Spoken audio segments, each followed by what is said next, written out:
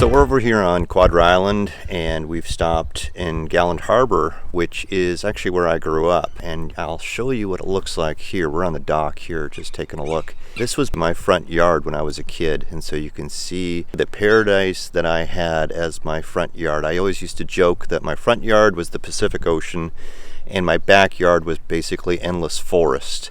You can kind of see some of the beauty here, which was just amazing. I never knew how lucky I was until, of course, I became much older. As you can see, it's just amazing. I mean, the water's like glass. There's arbutus trees on these little islands out there. These islands, there's 3 of them in Gowlland Harbour on Quadra Island. If you have the opportunity to come in here by boat, I highly recommend it.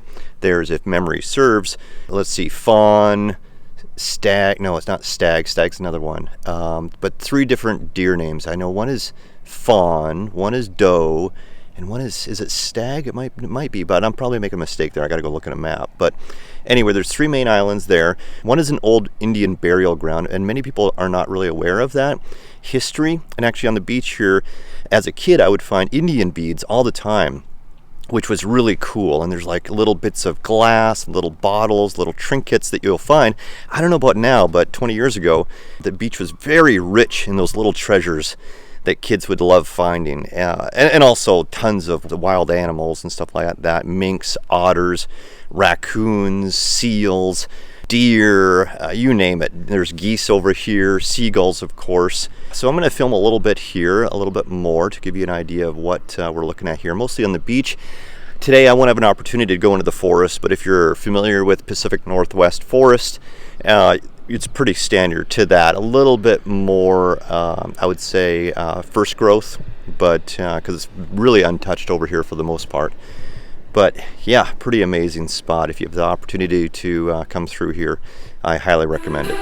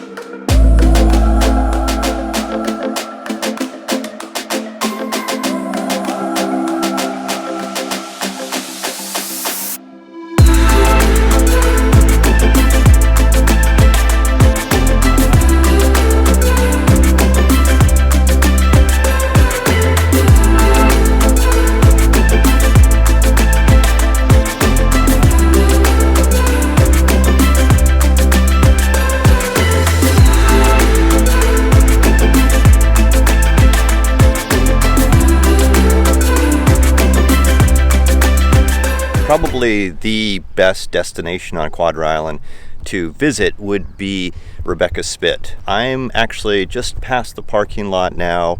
You can see the beach here is amazing. There's both a beach on the east side as well as the west side. On the west side, you're kind of in this little cove area. You'll see lots of sailboats. It's great for swimming. It's not really sandy, it's a little bit pebbly. There's some barnacles actually as well. So you're gonna wanna bring your flip-flops or something to put on your feet if you are gonna do some swimming here. But I tell you, it's hands down, one of the best places to actually spend some time, bring a lunch, have a little picnic, and play some frisbee. There's some people playing frisbee over there.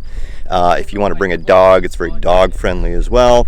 There's some little hiking trails along here that you can go and explore, and just the beach in general is just amazing. So if you can take a look down here, you know, kids build forts out of the wood here, out of the driftwood, and you can do some beach combing. You find all sorts of treasures, lots of seaweed, starfish, and it's just amazing. The wood here is really cool, and lots of stuff to see. So Rebecca Spit, you can drive all the way to the very end. There's a little parking lot here.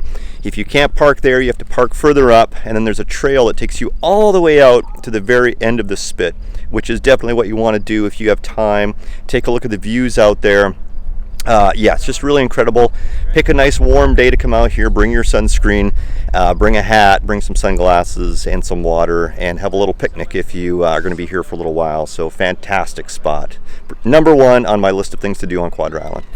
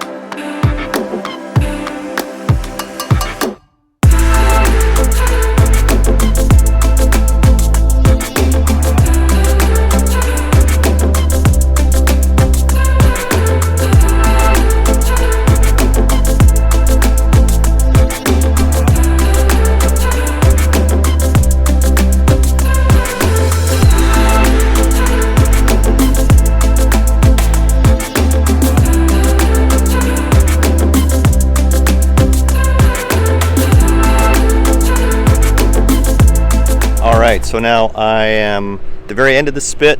It's about a 15-minute walk from the parking lot, and great views of the entire area. I forgot to mention there's also a campground at the very beginning of the spit, which is an excellent place to stay. Not only is it cost effective, but it's got great views of the spit, great facilities, and an overall great place to camp out to have your home base. So this is the very end of the spit, and you can see the amazing view there. So fantastic. Look at that. Pretty amazing.